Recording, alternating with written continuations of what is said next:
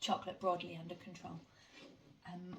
I'll be talking on Thursday about how I looked for consent in my work, and I was working with people with profound intellectual and multiple disabilities who are not able to give informed consent. So consent is not the word, it's the word that you will be familiar with, but the term is assent.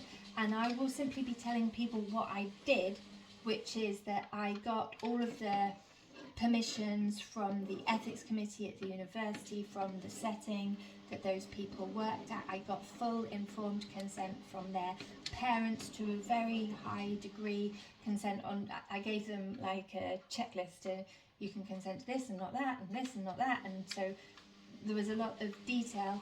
That's what I was required to do.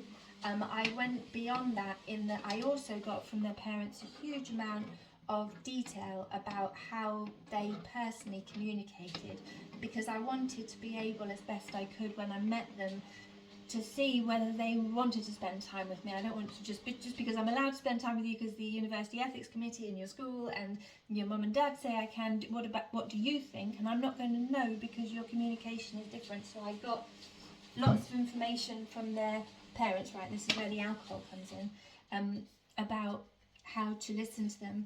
And then I spent several months prior to the work sort of formally starting, getting to know them and working out how they express themselves.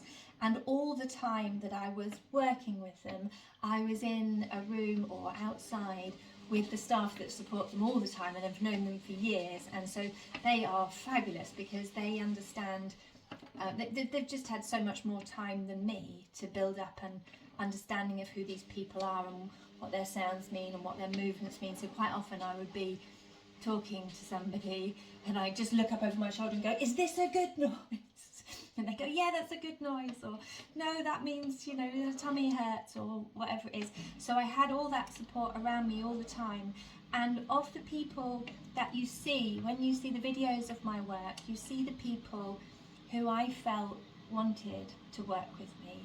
There are people you don't see, whose faces you don't see, whose names I don't say, and I have permission from their families, from their school, from the university to show their faces and to say their names, but I didn't feel from them, it wasn't that I felt they didn't want to work with me, it wasn't clear, I didn't know, and so I didn't feel that I could go ahead unless I, you know, and I can't know, that's the point, you can't know, but we've got to try anyway, and so that's the trying that I'll be talking about. And if you want to read that in more detail, it's in the thesis. You don't have to read the whole thesis, but there's bits of it that I think would be useful.